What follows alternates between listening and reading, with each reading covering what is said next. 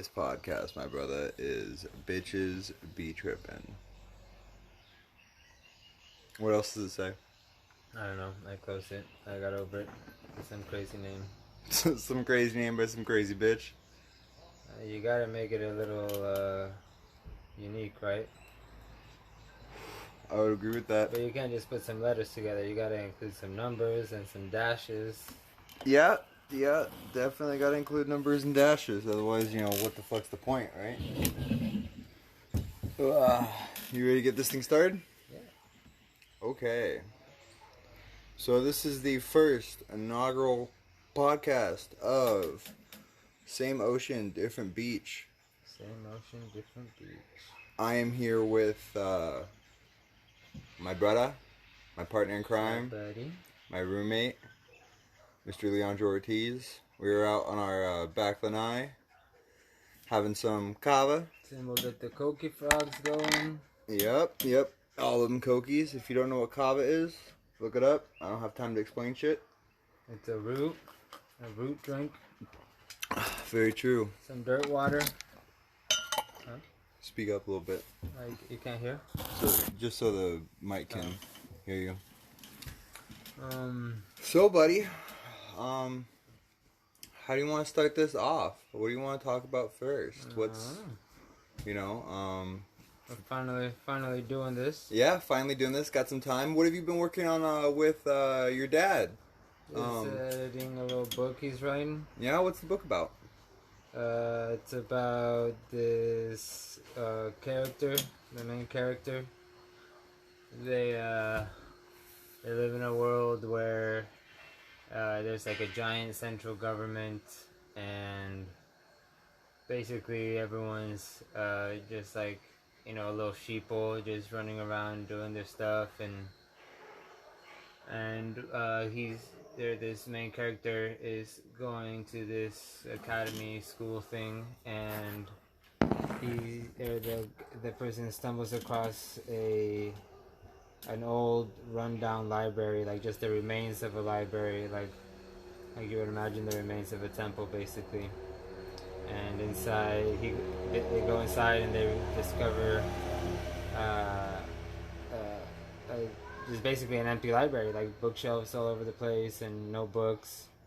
And they go up to the lady that's just sitting there, and they start talking, and the lady gives them a book and tells them to go, take it home, read it. And the main character does so, going to school and everything, and is just astounded because it's a book about just some story, like an actual story, as opposed to like physical history or some science, math, or something like that. So it's like a fiction-based book. Yeah, it's a fiction-based book, and like they didn't have those in this setting, this world, this time. The dreams of the people had been taken away. I think the book starts with like at one point there existed gods of things, and then they did away with those, and then they replaced them with a single god, and then he too was taken away long ago, removed long ago, and I forget how it goes, but basically, yeah, like they just got dwindled down to just cogs in the machine. And so he stumbles across his librarian that gives him this book, and it's just something that he's never seen before, and it just sparked something in his mind or something, and he kept going back for more. And he was kind of already tired with the life he was living, like he didn't fit, and basically he ends up on a spaceship traveling the universe, the galaxy, or whatever, going to different worlds, and the goal is to bring the dreams back to his world. And yeah, there's just a bunch of adventures he has to go through, and he drew at one time a bunch of labyrinths. So he tried to tie that into the story. So as the story goes, he might go to like a world or something, and basically be going through this labyrinth to get to whatever he needs to get to. And yeah, so he's like tying in those labyrinths into the story, and it's pretty cool. We're almost done. We just finished. What did we do today? We just finished chapter 10 today and started on chapter 12 or chapter 11. I don't know if he added a third chapter. The chapter 12 was a little messed up, a little just convoluted, so I told him to go back, look at it, try to fix it up. And in doing so, he might have added a few more pages, and it was already kind of a long chapter, so he might have added another one. But yeah, we're almost there, almost done. It's fun, just every day, a couple hours a day, just working with Papa and working on my Spanish too, because the book's in Spanish, so I'm gonna have to translate it. Very cool, very cool. I think I remember talking to you about this, and you mentioned something along the lines of like, has he he's been asking you to do this for 4 years? Has he had the book done for 4 years, or like 2 years? He's been working on the book for 2 years, and about the time we moved out here, like 6 months ago, he was kind of wrapping up, and I don't know, he might have been. He had it written on paper, so I think it was like mostly done, but he was like still kind of working on it a little bit, and he sent me like 4 chapters to read.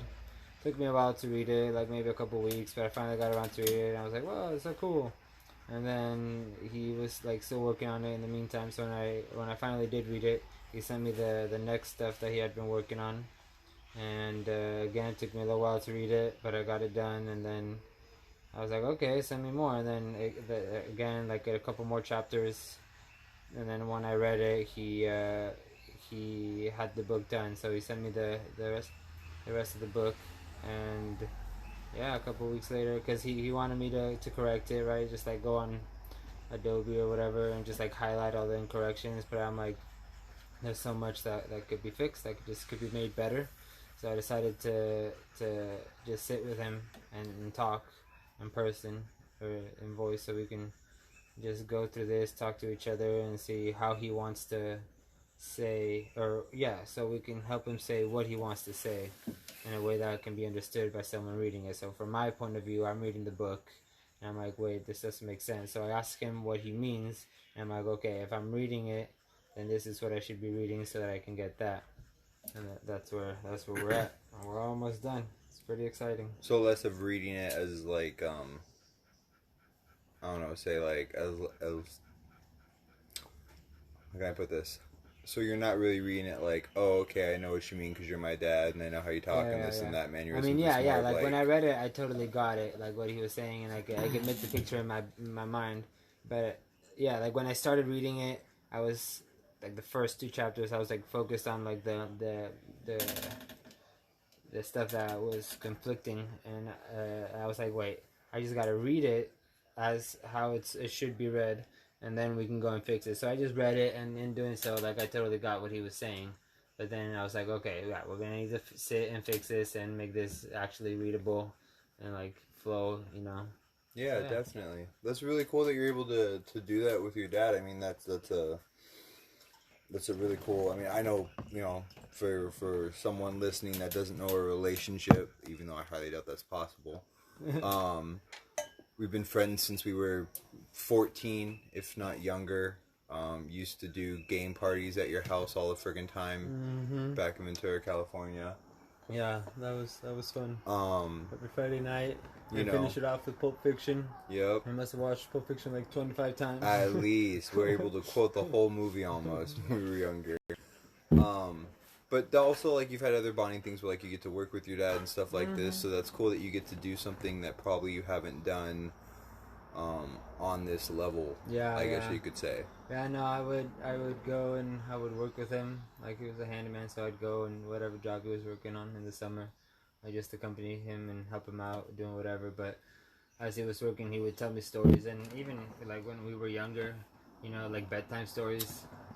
He read a few stories, but most of the stories he just like made up, and he just told us the stories.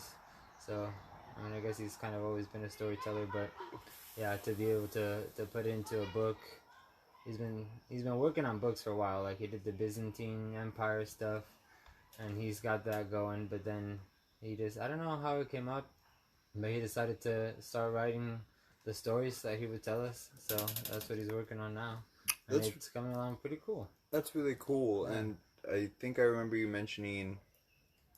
This can transition to another topic if we want to, but what I think is really cool is, sounds like that book, just from the brief passage that you told me, it has a lot of elements of like 1984, and like space travel, like Stargate, or any of, or like Dark Matter, the TV show that we watched, and stuff like that. Like a mix of all that kind of like futuristic stuff. And I think I remember you telling me he hasn't seen or read any of that.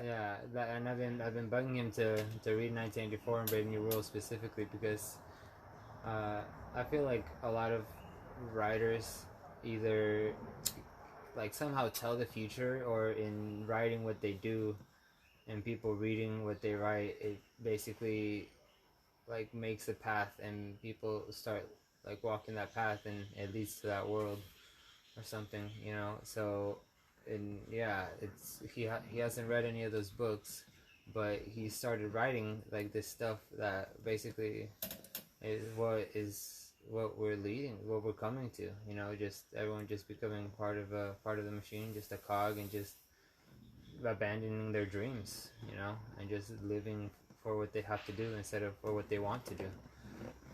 Yeah, no, absolutely. And I think that's one really cool thing that I don't know, like this whole quarantine thing has like I think shown a lot of people, at least, you know, like, oh, you can grow your own food, you don't have to get it at the supermarket. Oh, you can, you know, spend some time on something you enjoy, a hobby or something. Yeah, you know, learn a new skill, and not just go to work and spend 8 hours working and then come home and watch TV because you're tired and you just want to go to bed. You just want to sleep. Well, and I think the other beautiful thing about it is too is like it turns into like this thing where like you don't have to even get really good at that skill or hobby and then market off of it. You can like just help someone, and then maybe they in return have a service that can help you, and then it turns into this giant community of helping one each other for the sake of helping one each other instead of helping one each other for the sake of monetary, you know, value and stuff like that. And you know, and just for the sake of living a life, not just, you know, finding something to fill your life with, but instead of that, living like a life that you want to live, filled with dreams. Yeah, no, absolutely, full of dreams and things that you want to do versus things that you don't want to do, you know, filled with things that spark, to quote that random, I can't remember her name, but that Asian woman that does that Netflix cleaning show, what sparks joy in this with you? You know, things that really want to spark joy. You know, one of the coolest things that I've had the privilege of working at the Tin Shack for as a dishwasher is getting to talk to one of the bakers and have him say that he's found his calling in life through baking. Like that's what he found that he wants to do. He's done lots of other things, made more money doing crappier jobs, but he loves waking up, being, you know, at the bakery and baking. Yeah, just doing something new and finding that you love it.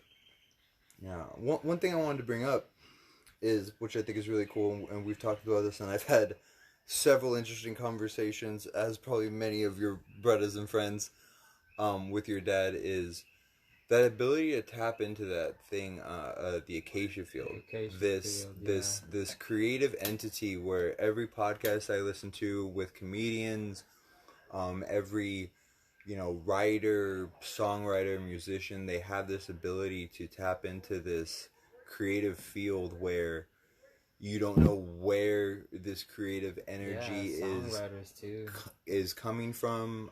You know, you have no idea where that joke that just popped into your head came from. It didn't come from you. You didn't, you know, you don't remember thinking of it. Just popped into your head. And I think it really shows with your dad not reading any of those books or seeing any of those movies and being able to create this. Who's that guy?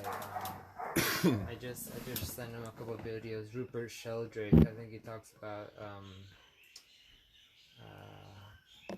I forget what he calls it. This like acacia field, this field that connects like different people, different different beings of the same species. I think he talks about it. I think he's a biologist, so he talks about specifically like the different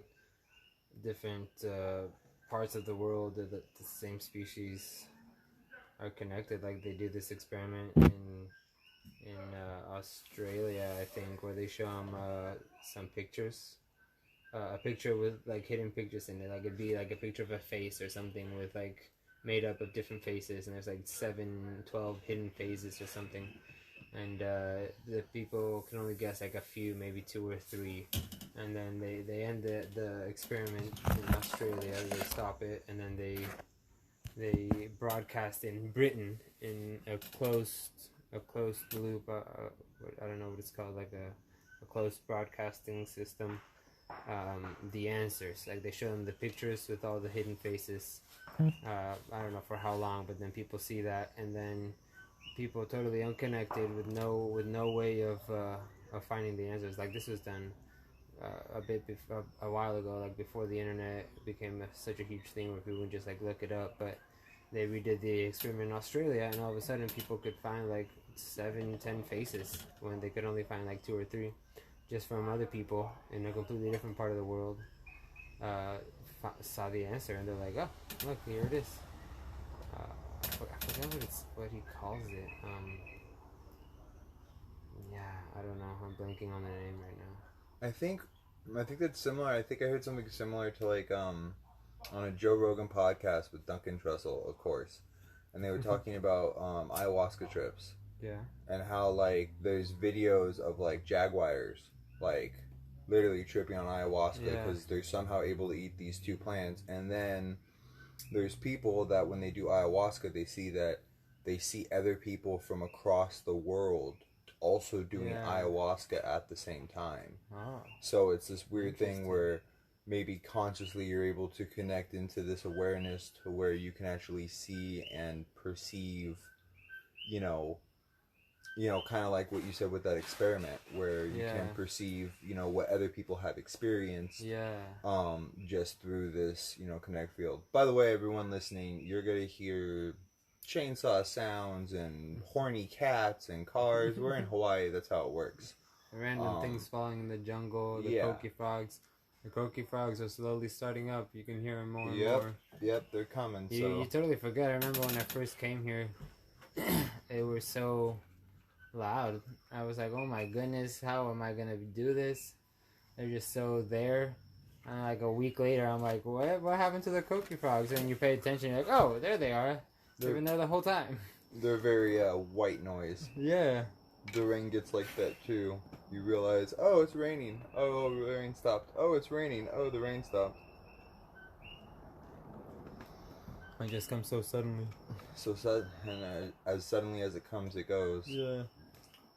No, there's it's really interesting when you get talking into that kinetic web. I think we were watching Duncan Trussell's Midnight Gospel. If anyone hasn't seen Duncan Trussell's Midnight Gospel on Netflix. Morphogenetic field, I think that's what he calls it. Morphogenetic field. Yeah. Oh, okay, that's interesting. Yeah. But shameless plug for Duncan Trussell's Midnight Gospel. It's on Netflix, really good. But in the episode where they're in the prison, and the bird talks about how I think it's in the Hindu faith, they look at consciousness as like a web.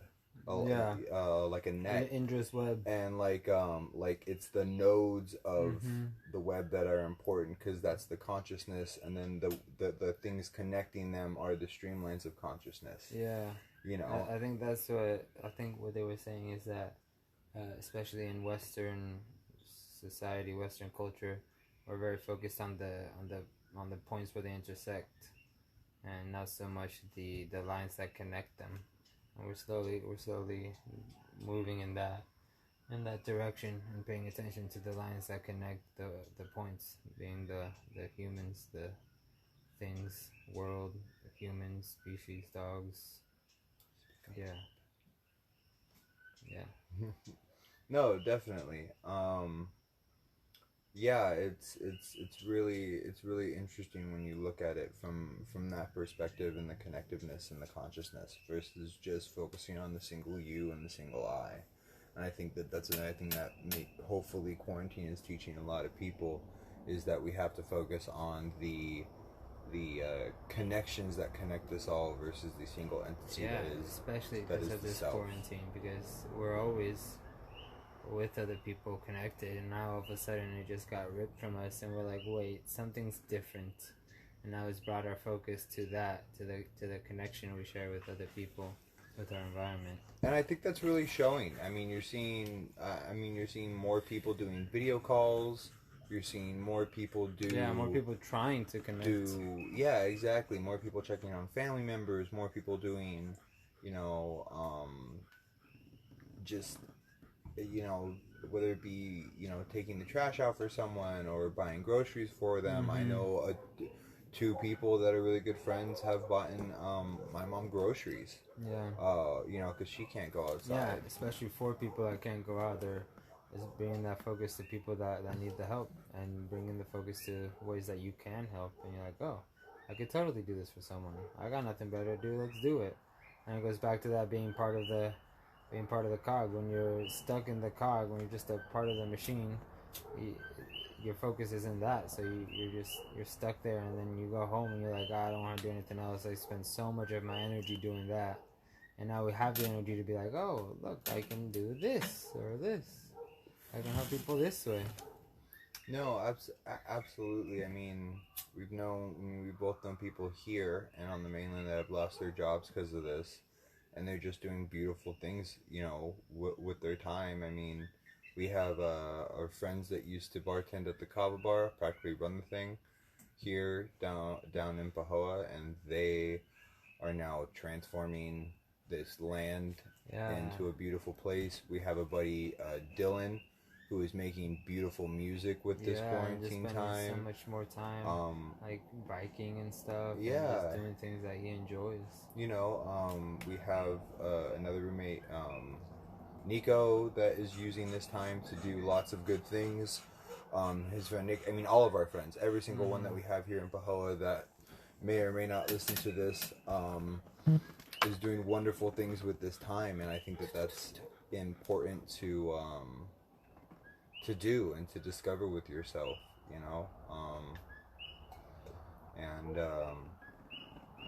yeah, man. One thing I wanted to get into in this is going to be an abrupt change in an ADHD moment, is I wanted, if you're comfortable with it, to tell like some of your backstory, because in my opinion you have a very interesting backstory.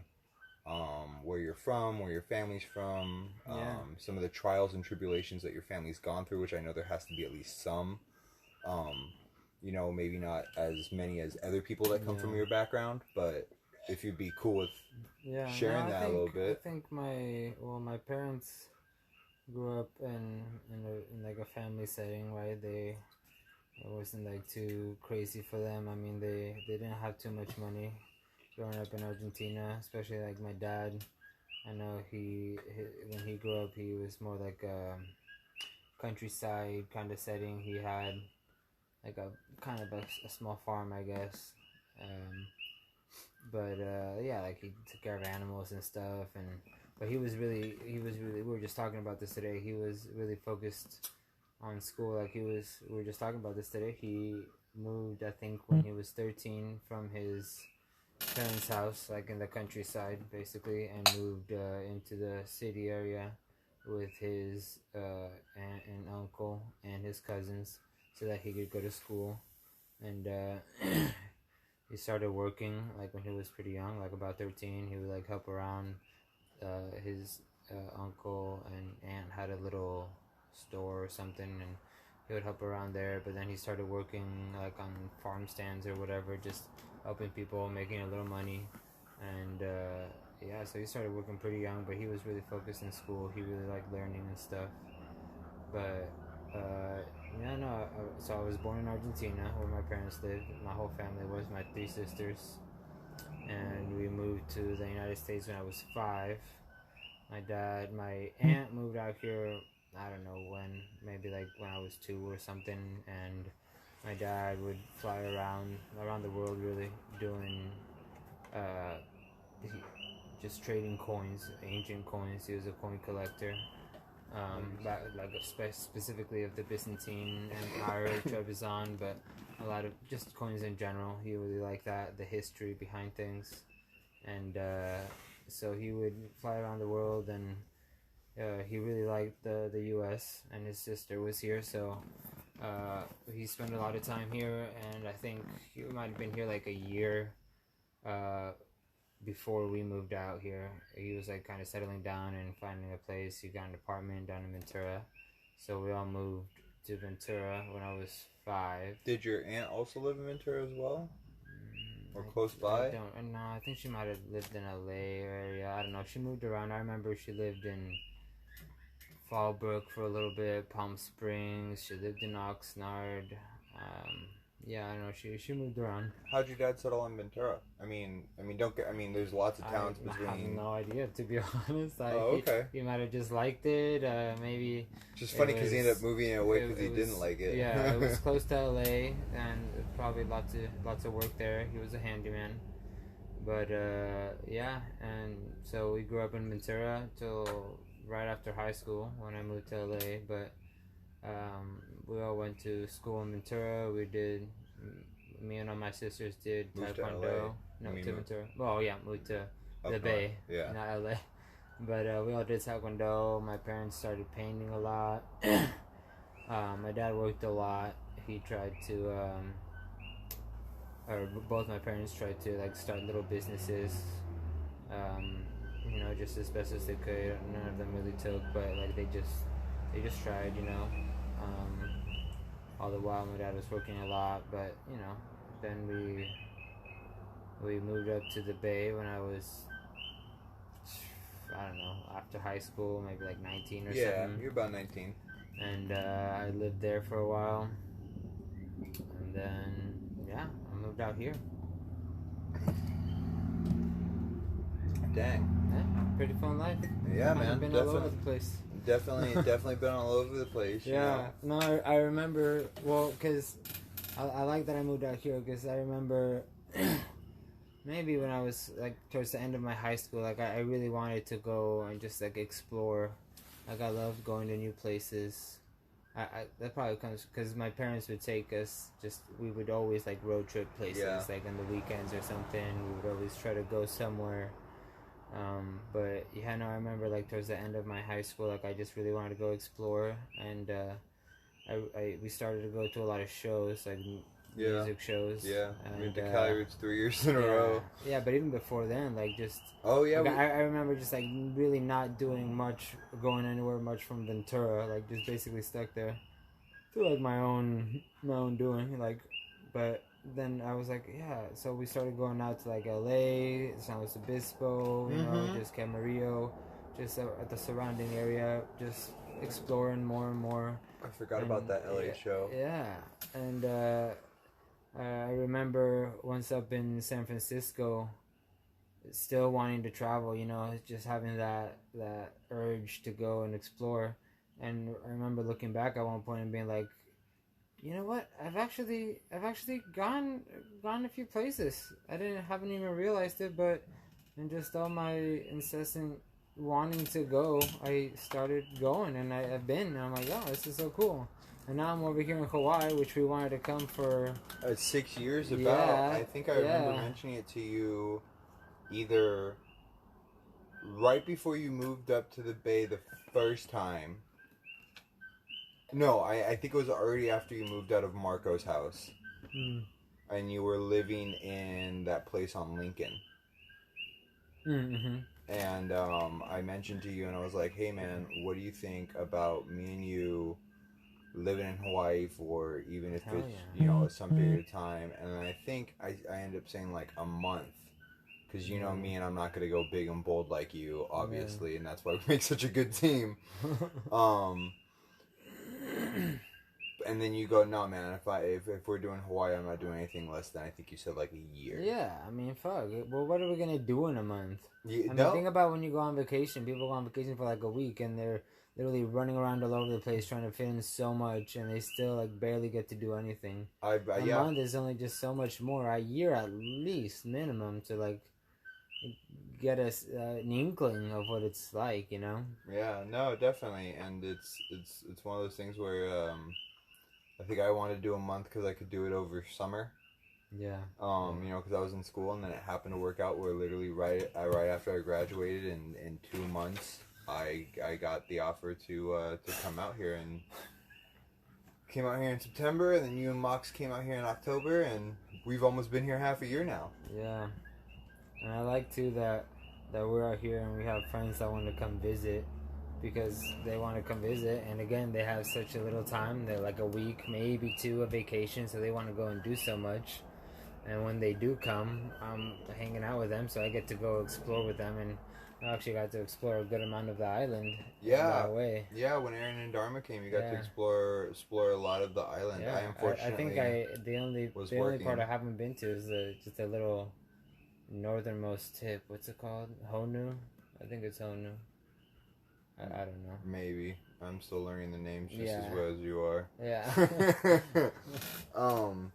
No, man, it's really cool that we get to do that, and you know, we have more friends after this whole freaking quarantine thing comes to an end, that we'll be able to get out here. I think we may have a couple friends that may stay out here. I could see Dylan being like, hey, I'm gonna live out here for a month since he ain't got nothing going on. Right. You know, maybe we can get Ceci out here too, who knows. Yeah. But, you know, I have a couple friends from college that want to come out here, and it's really cool that we're able to share this blessing that we've been given, and share this space, you know. Yeah, no, I think it's really hard for people to just kind of stop the flow of their current life and just be like, no, I'm gonna go do this over here. Even if they have ideas of travel, like I know even people, if they have dreams of travel, it goes back to that launching living step. their dreams. Yeah. You know, I mean, I know people that have always wanted to talk about travel and this and that, and then you get something that helps, you know, you travel or something like a motorhome or whatever, and they're fixated on that, and then you give them this opportunity of like, yo, let's live in Hawaii, and you know, sometimes the person can be like, oh, but wait, but that's not the idea of travel that I had painted in my head, and you go, no, but this is a real opportunity to do this. This is a real opportunity to be immersed in a completely different culture than what you've ever grown up in. Yeah, it also brings in that expectation that people have of it being a certain way. But it doesn't have to be that way. It could be something different, you know? Go live someplace for a year instead of fucking always being on the road exploring different new things. You're still exploring. There's still so much to explore in a certain area. Go do it for a year. See what it's like. Yeah, why not? I mean, test the waters. If it doesn't work, what's the worst that's gonna happen? Yeah, you go back to the way things else. were, you know? And if you don't want to go back to the way things were, then do something else. Try something new. But, you know, I mean, and I guess I feel that sentiment with you just being a traveler at a friggin' young age, you know? I mean, once you get that, I call it some people call it the travel bug, I call it the travel itch. Mm-hmm. And, you know, it's every so often you gotta scratch it, you know? Like, I'm feeling us as soon as this whole quarantine thing is going on a camping trip up in Volcano, the national park. That'd be really cool. That would be really cool. You know, get a couple of our buddies and stuff like that, but... Especially now that summer's coming up, it won't be as rainy. It'll be good weather. It could be real good weather. But you know, it's interesting, man. It's interesting. You know, just letting Maku in, and Maku's gonna come right back out because that's how Maku do. You're like, wait, you're not coming in with me? There he is. There he is. So. One thing I wanted to talk to you about, if it's cool with, is how do we say it? Spiritualiness. Yeah. For those of you that don't understand, that's Ryan trying to spell spirituality and not coming up with a word, but finding a word that he can spell. Just. I don't know, like, what does that mean to you? Like, what does it mean to you to be spiritual? Is it going into the ocean every day and meditating? Is it reading a book? Is it sitting down and listening to your favorite podcast? Or, you know, going in, I mean, all those things? Yeah, to each his own, right? Like, just finding... But to you specifically. I don't know. In this to each his own. To you specifically, how would you define your connection to spirituality? I if guess that makes just sense. sitting with myself, letting myself be, just whatever. Doesn't no limits or anything. Just letting myself be, letting myself how I want to be. So being your most true, authentic self, you would say. And even then, even not so. Like just even if like in a certain day, I feel lazy. Even that might not be my true authentic self. Maybe like I want to really just be out exploring or doing stuff, and some days I don't want to. Some days I just want to watch TV. But just letting myself be, just be human. Live life. Letting yourself be kind of in the moment. Like, Yeah, what does present Leandro want to do? Not future Leandro, past Leandro. Me, yeah. Just what does me today want to do? Yeah. No, I've noticed that, and I can faithfully say that being your friend for so long and being your roommate, obviously I've spoken out of ignorance. Just because you're best friends with someone does not always mean you know them as a roommate. They're two completely different things. But nevertheless, I think that we make great roommates. Mm-hmm. But I've noticed that we'll plan, like, for instance, Thursday we're planning on clearing a spot for the garden, and we're both pretty pumped about that, and it'll probably happen. But I also know you, and if we gotta go to, if we go to bed early, I'll probably wake up early. Like what usually, dude, that 6:30 wake up call, man. When your body just naturally shoots up at 6:30. Like the other day, I woke up like awake. I think it was the day I went to bed pretty early. I was just like, yeah, I'm gonna go to bed early, see if I can wake up early. But I woke up like at 6, just wide fucking awake, like just awake. And I was like, I looked at my phone. I'm like 6. Nah, I'm gonna go back to bed. No, definitely. And I was so awake, but I put my head down on my pillow and I was out. I was like, all right, back to bed. But the craziest thing, and maybe it felt good. It felt good. Oh, it absolutely does. For anyone that wants to, our friend Tyler told me this. For anyone that wants to go on a DMT trip, sleep more, get good sleep. That's your DMT trip. Breathe more. Those things, but.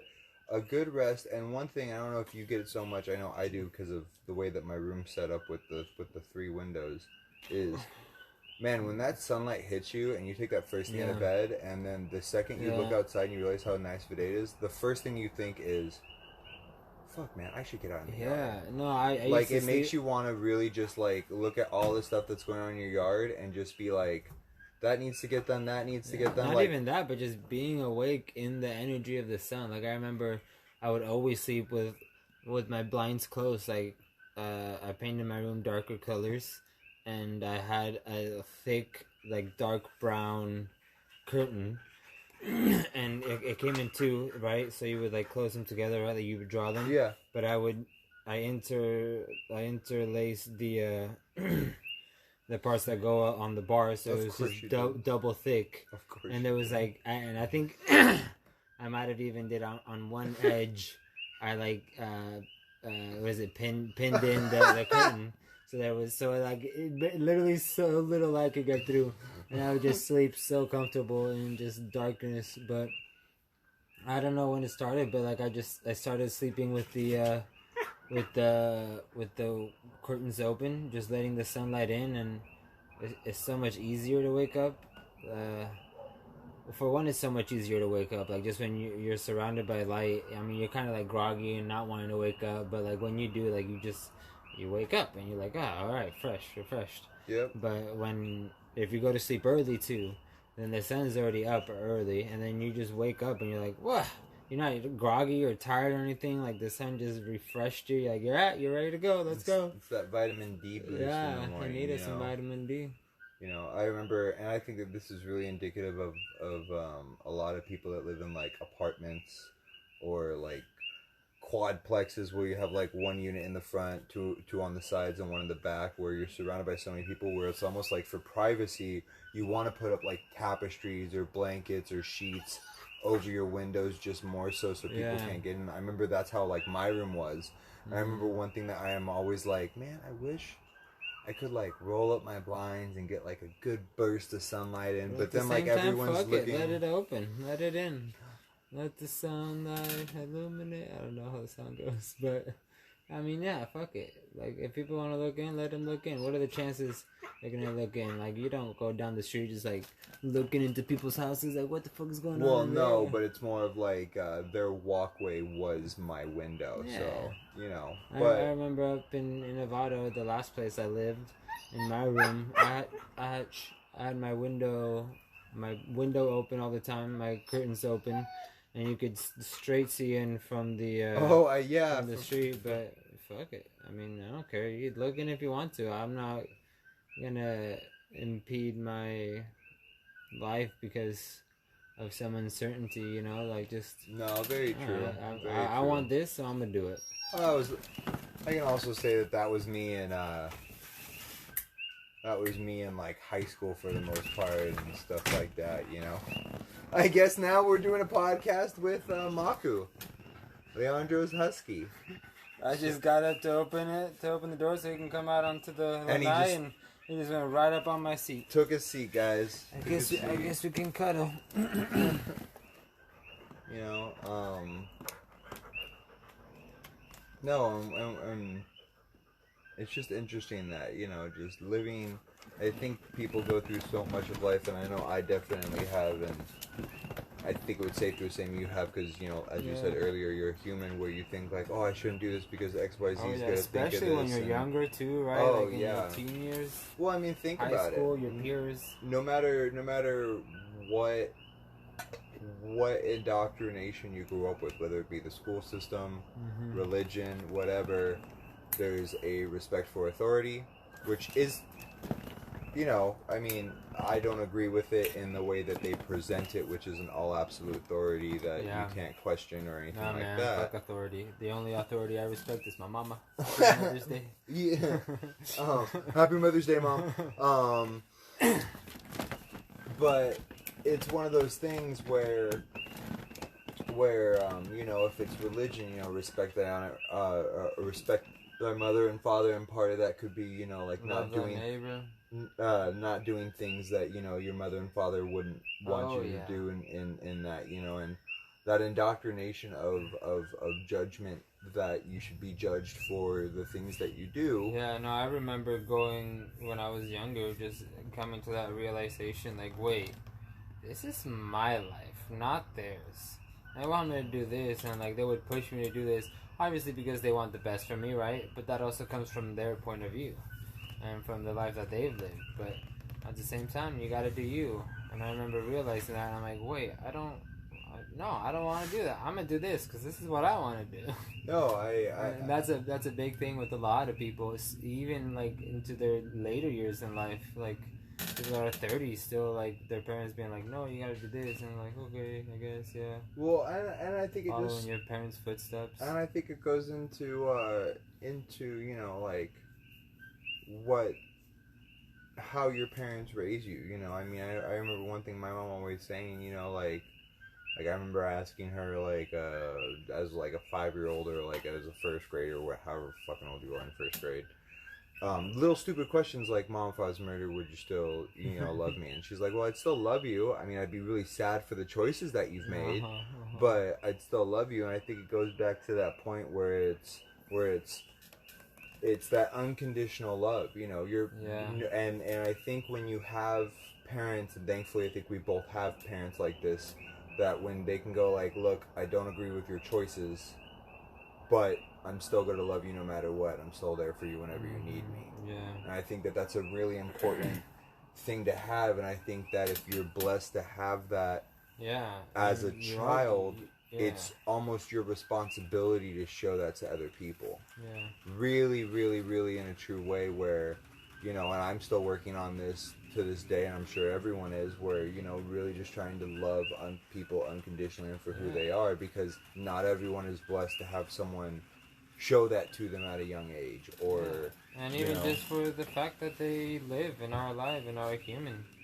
I mean, there's 8 billion of us for a reason. We're supposed to be different, have different points of view, different thoughts, different perspectives. Otherwise, there wouldn't be 8 billion of us. And be able to share those views maybe have a disagreement, but at the end of the day, look at each other and go, you know what, man, I still love you. And hopefully that person can look at you and go, hey, man, I still love you. And then hopefully grow from that experience.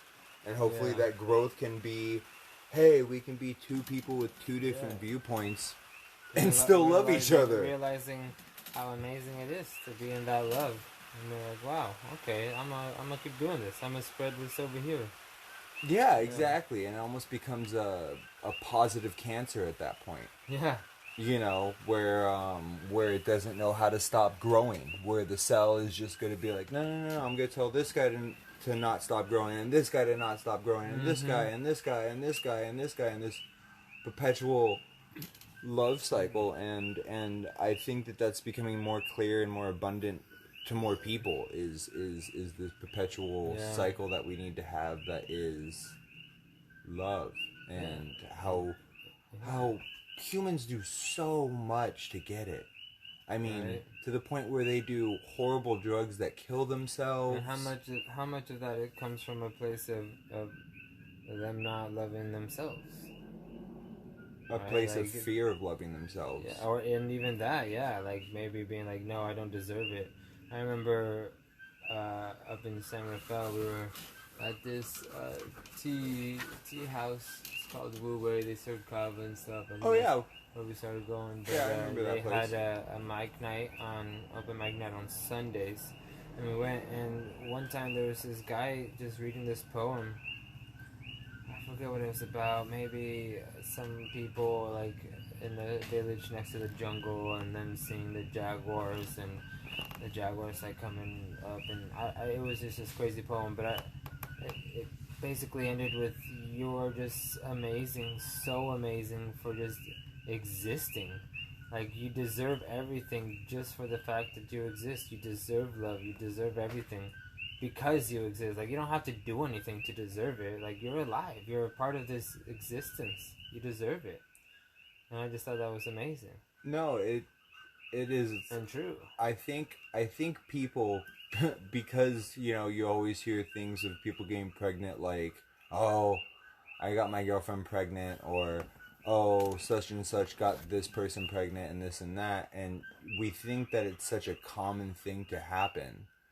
But I think, like, one thing like this COVID has taught about, of, like, you know, the number of people that have died, which is way too many people, because any more than one person is way too many, at least for this, you know, reason. But is also looking at other numbers of why people die. Like the fact that, like, I think it was either, and I'm dyslexic, so it could be 16, but I think it was like 61,000 people died last year from the flu. Yeah. From the flu. You know? And for everyone listening, I'm not saying that the flu is more dangerous than COVID. I'm not saying that. I'm just saying, I think that this is really having us look at, look at, you know, all these different things and all these different things that kill people. There's so much stuff out there, honestly. And how amazing it is that there, with all the things just like that are happening out there with that, there's so many things that can go wrong during a pregnancy. Yeah. I mean, so many things, and the fact that you were born, you are healthy and you are whole, and even if you're not healthy or whole but born, that you exist. That's exist in the form of a consciousness, even that, you know, that is a beautiful thing, deserving of love in and of itself, you know. Yeah, and there's that balance. I mean, when you're talking about all these dangerous things, flus, corona, alcohol, car crashes, like, there's a balance. It's not just, you know, bloody murder. It's people. There's so many beings being born at once, and there's death. I mean, there's the balance. People born, people die. It's that yin with the yang. Yeah. One of the coolest things I remember walking into your room in Ventura, and for the first time, and I remember seeing your giant yin yang that I think you said you and your dad painted. Yeah, we painted it on the ceiling. That was when I painted my room dark. I think I painted like a dark gray on the bottom, and like a black on the walls or something. Like on the wall, a dark gray on the bottom third of the wall, and like a black, a dark brown line across the middle-ish, and like a dark red on the top, and then the yin yang on the ceiling. With It was black so cool. on the background of the yin yang. No, it was red. So like the red. Oh, top that's half right. of the wall. That's right. Went up into just those little four corners because the yin yang went from wall to wall to That's wall. right. That's right. You know, and I remember seeing that, and you know, I mean, obviously you have that balance and everything with Taekwondo, and you know your years of experience with that, but it was just interesting. And I remember feeling that in somewhere inside me where I was like, okay, this is gonna be a good friend. And I remember that solidified when I'm pretty sure it got to the point where we were doing it like 3 nights a week. And we used to start off going to like Buena and like the parks doing what we call the real talk or like hookah nights. Yeah. And we'd hop in my Saturn and drive, and then it got to the point where my mom was like, you guys are 18, you guys can smoke hookah in the freaking house. And I'm like, okay, and then we would do it over at my house. And yeah, that was fun. We used to just go like just that night and just talk about relationships, talk about school, talk about pretty much what I want this podcast to be about, which is just whatever comes to mind, you know. Maybe a couple ideas going into it, but after that, just letting it be a free flowing thing, you know. Thing, yeah. And I remember feeling. I don't think I've ever told you this, so it's funny that I'm gonna do this on the podcast, but I remember having a sense of feeling of like real. I don't know if I want to say dread, but sadness when you moved away. Mm-hmm. You know, and I remember you coming. I remember you coming back to Ventura, and I remember when you left. I know some stuff was going on and whatnot, personally with you. But I remember you looking at me. I don't know. You just gave me a vibe. I can't remember if you said something or if it was a look, but you just gave me this vibe of like, nah, man, we're gonna be seeing lots of each other. Yeah. And I think we made it apparent. My whole life was there, right? I grew up. I moved there when I was 5, and I left when I was 19. So like my whole life growing up was there. All my friends and everything I knew. Yeah, but like I just uprooted and left. You know, I'd want to go back and hang out with everyone. But I think it was also really cool because I could I mean, and you can, I mean, I can say this. I think out of all of our high school friends, even when I was in Ventura, I kept in contact with you the most. I mean, I was calling you. Too, I was calling you once a week at least. We were talking on the phone. Yeah. But I mean, we made it apparent to see each other at least 3 times a year. Whether it was me going up there, a lot of times you would come down here because you know, Cali roots, all these festivals, all these trips, and you know, I mean, I remember as soon as old as Maku was able to freaking come down to Ventura, you drove down so I could see. Like so 5 months. If 5 months, he was probably more like 3 to 4. Yeah. And I remember you specifically brought him down so you could show him to Mom and me, and obviously everyone else too. But you know, you stayed with us. No, dude, that came after I broke my arm because I planned to go down for my birthdays. For our birthdays. Taco, and I was like, well, I remember getting that text. I remember that. I think I called you on the way back from Tahoe. You texted me. You're like, so buddy, good news is I went to Tahoe. I got to Tahoe in one piece, and I'm like, okay, cool. And you're like, but I'm coming back in pieces, and I'm like, wait, so do you mean like you're leaving at time by time? Like I didn't understand what you meant, and then I think you finally you either texted me or you called me, and you're like, no, man, I broke my arm. I called you. Yeah, and I was like, what? How did? I was like, you were trained in how to fall. Like you know how to fall. Like tumbling in the snow. Tumbling in the snow. That is you, man.